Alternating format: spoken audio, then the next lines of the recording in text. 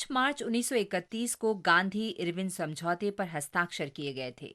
ये राजनीतिक समझौता ब्रिटिश सरकार के खिलाफ सत्याग्रह को समाप्त करने के बारे में था, जिसे गांधी जी ने दांडी मार्च के साथ शुरू किया था। गांधी जी ने मार्च और अप्रैल 1930 के बीच दांडी मार्च की शुरुआत की। The Great March for Liberty began. Gandhi started on his 241-mile-long trek from the ashram to Dandi, a village on the sea coast, along with his chosen band of 78 ashram inmates, symbols of the national determination with a strong resolve and undaunted look. 61-year-old Gandhi, with his undying faith in the justice of the cause he was pursuing, and in the success of the great campaign he had embarked upon, marched at the head of the procession with quick and unfaltering steps. मार्च के अंत में बापू की गिरफ्तारी और कारावास ने British Bharat में बापू के और अधिक प्रभावी सविनय अवज्ञा आंदोलन को जन्म दिया। 1930 के अंत तक हजारों भारतीय जेल में थे और इस आंदोलन की खबरें दुनिया भर में आग की तरह फैल रही थीं।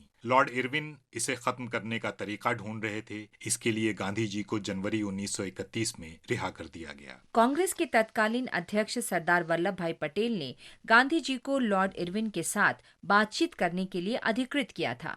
संधि के अनुसार भारतीय राष्ट्रीय कांग्रेस की ओर से गांधी जी सविनय अवज्ञा आंदोलन बंद करने के लिए सहमत हुए।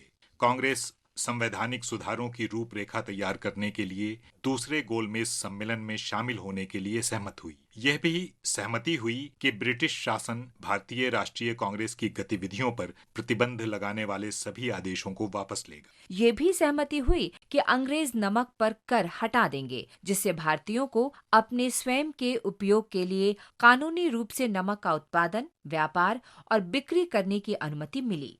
हम स्वतंत्रता सेनानी और राजनेता बीजू पटनायक के नाम से विख्यात विजयानंद पटनायक को भी याद करते हैं। उनका जन्म 5 मार्च 1916 को हुआ था। आधुनिक ओडिशा के वास्तुकार माने जाने वाले बीजू को प्यार से कलिंग के नायक और कलिंग के खारवेला के नाम से भी जाना जाता है।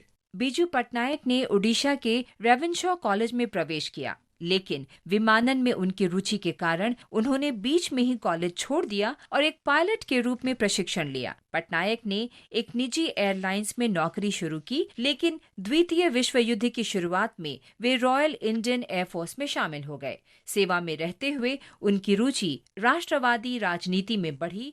बर्मा में ब्रिटिश कमांड के तहत लड़ने वाले भारतीय सैनिकों को राजनीतिक पत्रक पहुंचाने और कांग्रेस पार्टी के नेताओं को पूरे भारत में उनके ठिकाने से लेकर गुप्त बैठकों में ले जाने जैसे कार्यों के कारण अंग्रेजों ने उन्हें जेल में डाल दिया था। बीजू पटनायक भारत छोड़ो आंदोलन में शामिल हो गए और 1943 में उन्हें 2 साल के लिए जेल भेज दिया गया। बीजू ने 1947 में नीदरलैंड के खिलाफ स्वतंत्रता संग्राम में इंडोनेशिया की सहायता करने में भी महत्वपूर्ण भूमिका निभाई। इंडोनेशियाई प्रधानमंत्री सुल्तान जाहरिर को औपनिवेशिक डच द्वारा निगरानी में रखा गया था। जवाहरलाल नेहरू ने उन्हें बचाने का जिम्मा बीजू पटनायक को सौंपा। बीजू ने सभी बाधाओं को पार किया और जावा के लिए उड़ान भरी। वे 22 जुलाई 1947 को जावा द्वीपों से सुल्तान जाहरिर और कर्मचारियों को पहले सिंगापुर और अंत में दिल्ली लेकर आए। इसके लिए कृतज्ञ इंडोनेशिया ने बीजू पटनायक को सर्वोच्च नागरिक पुरस्कार